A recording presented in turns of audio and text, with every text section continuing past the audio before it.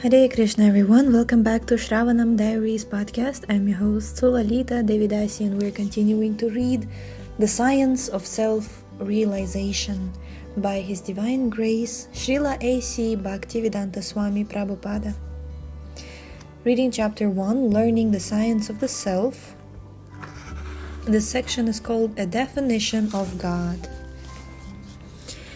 Yesterday we stopped at the point where this material world is made of dead matter. Therefore, it is simply an imitation. The reality of things exists in the spiritual world. Those who have read the Bhagavad Gita can understand what the spiritual world is like, for there it is described. Parastasmattu bhavunyo vyakto vyaktat sanatanaha yahsa sarveshu bhuteshu nashyatsu na vinashyati. Quote, Yet there is another nature which is eternal and is transcendental to this manifested and unmanifested matter. It is supreme and is never annihilated. When all in this world is annihilated, that part remains as it is. Unquote. Bhagavad Gita 8.20. Scientists are attempting to calculate the length and breadth of this material world, but they cannot begin. It will take them thousands of years simply to travel to the nearest star. And what to speak of the spiritual world? Since we cannot know the material world, how can we know what is beyond it? The point is that we must know from authoritative sources. The most authoritative source is Krishna, for he is the reservoir of all knowledge. No one is wiser or more knowledgeable than Krishna. Krishna informs us that beyond this material world is a spiritual sky, which is filled with innumerable planets. That sky is far, far greater than material space, which constitutes only 1/4 of the entire creation. Similarly, the living entities within the material world are but a small portion of the living entities throughout the creation. This material world is compared to a prison,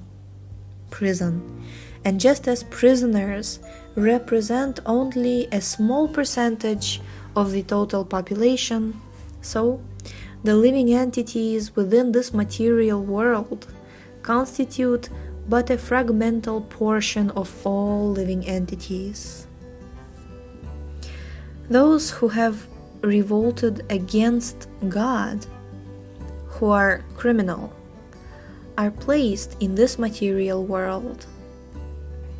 Sometimes criminals say that they don't care for the government, but nonetheless they are arrested and punished. Similarly, living entities who declare their defiance of God are placed in the material world. Originally, the living entities are all part and parcel of God and are related to Him, just as sons are related to their Father. Christians also consider God the Supreme Father. Christians go to church and pray, Our Father who art in heaven. The conception of God as Father is also in the Bhagavad Gita 14.4.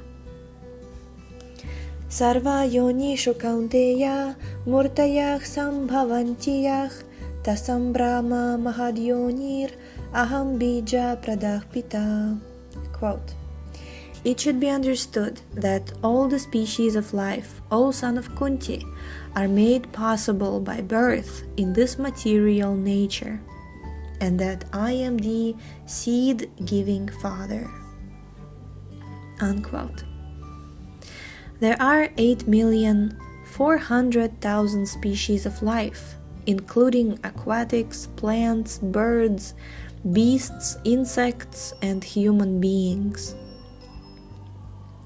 Of the human species, most are uncivilized, and out of the few civilized species, only a small number of human beings take to religious life.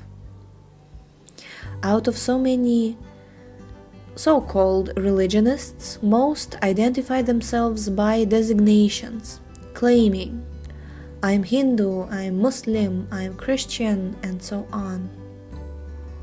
Some engage in philanthropic work, some give to the poor, and open schools and hospitals.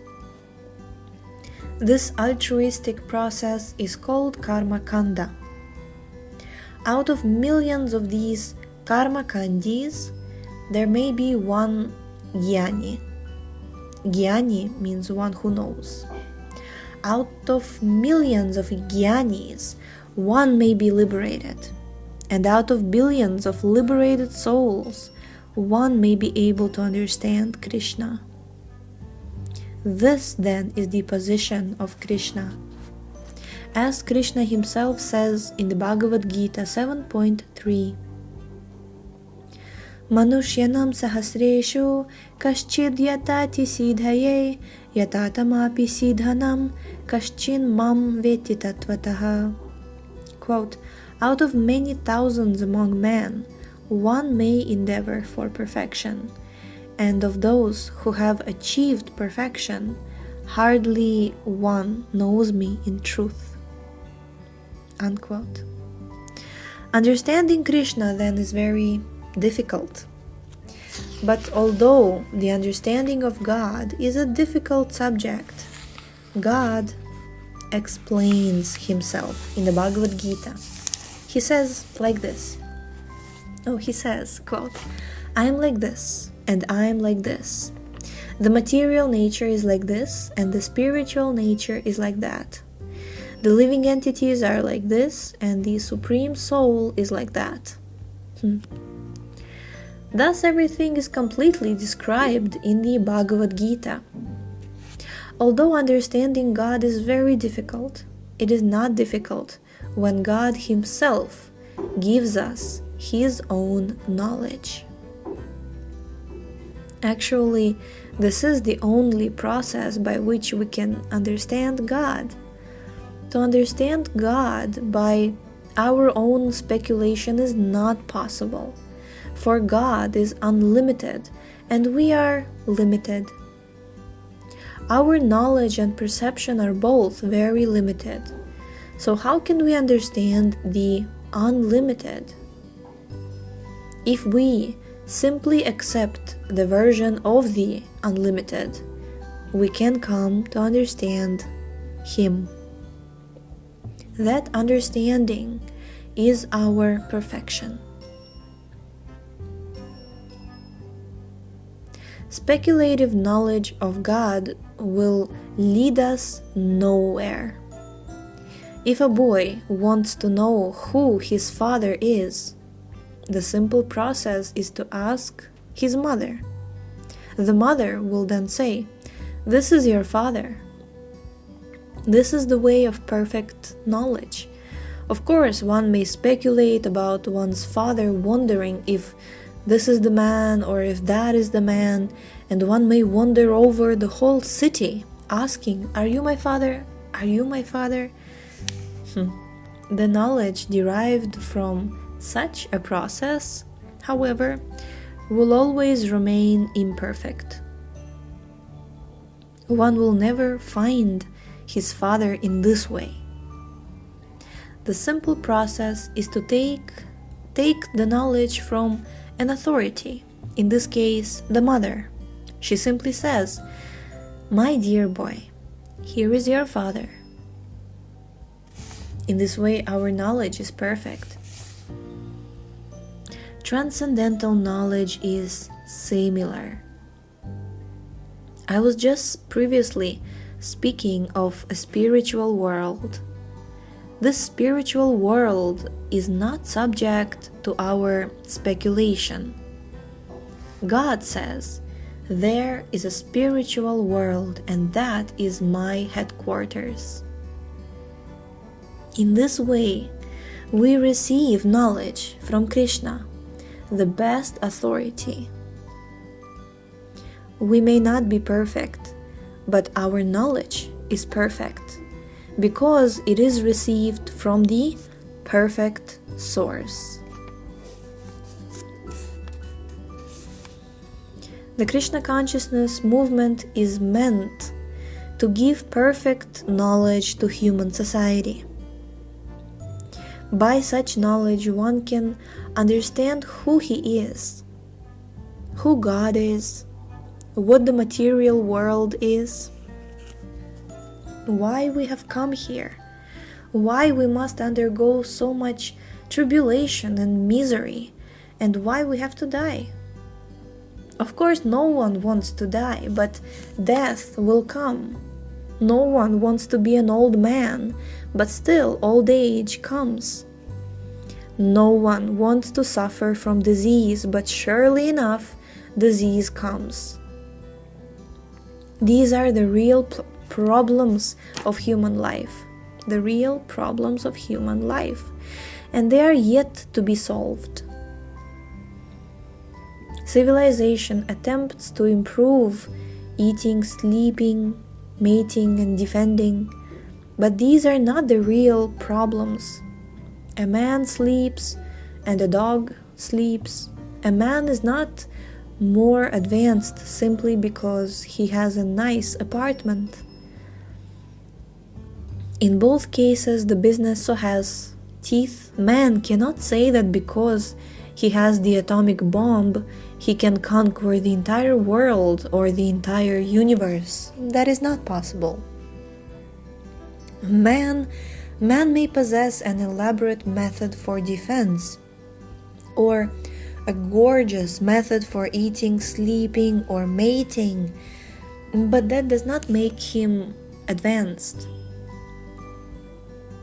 We may call this advancement polished animalism, and that's all. Real advancement means knowing God. Knowing God. If we are lacking knowledge of God, we are not actually advanced. Many rascals deny the existence of God, because if there is no God, they can continue their sinful activities. It may be very nice for them to think that there is no God, but God will not die simply because we deny Him. God is there, and His administration is there. By His orders, the sun is rising, the moon is rising, the water flows, and the ocean abides. The ocean abides by the tide. Thus, everything functions under His order. Since everything is going on very nicely, how can one realistically think that God is dead? If there is mismanagement, we may say that there is no government. But if there is good management, how can we say that there is no government? Just because people do not know God, they say that God is dead, that there is no God, or that God has no form. But we are firmly convinced that there is God and that Krishna is God. Therefore, we are worshipping Him. That is the process of Krishna consciousness. Try to understand it. Thank you very much. Yeah, we have completed this section, and tomorrow we shall read next section entitled Reincarnation and Beyond. It is a conversation with Mike Robinson of London Broadcasting Company. Srila Prabhupada spoke with him in London in 1976.